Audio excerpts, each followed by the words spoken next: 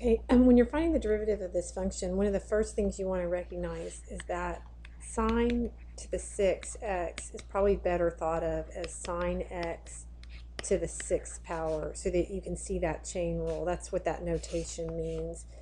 So if you wanted to use a product rule on this first part, this is your u and this is your v, and then you're also going to have a product rule on that one.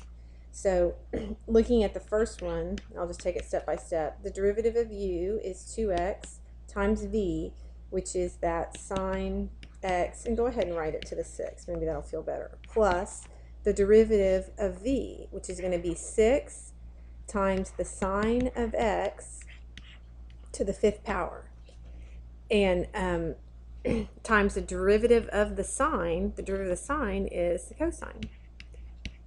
That is the derivative of the sine x to the 6th. That's the derivative of it. It's the 6th sine x to the 5th and times the derivative inside, which is cosine. So that's the derivative of v, and then you do times the u, which is x squared. Then you still have to do all of this part. So you're going to do plus the derivative of x, which is 1, times the cosine x to the negative 3. I wrote it, that's what that means.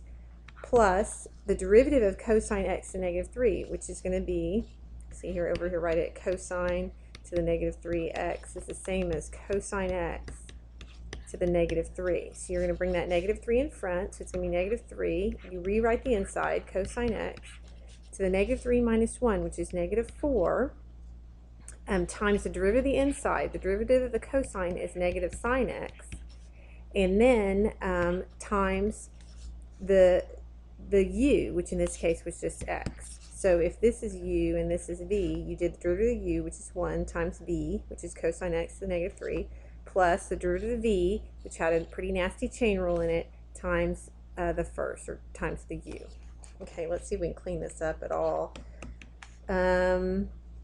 Not really anything that pretty. If you want to try and write it the way they have it, you write 2x sine, and so then now you could put the 6 there, plus, and then this would be 6, maybe x squared, and then sine to the 5th x cosine x, and then plus cosine to the negative 3x, like that, and then here the negatives are going to cancel out, so that's going to be plus 3x, and you could say, you could put the sine x first, I guess, if you want to be consistent, and then cosine to the negative 4x.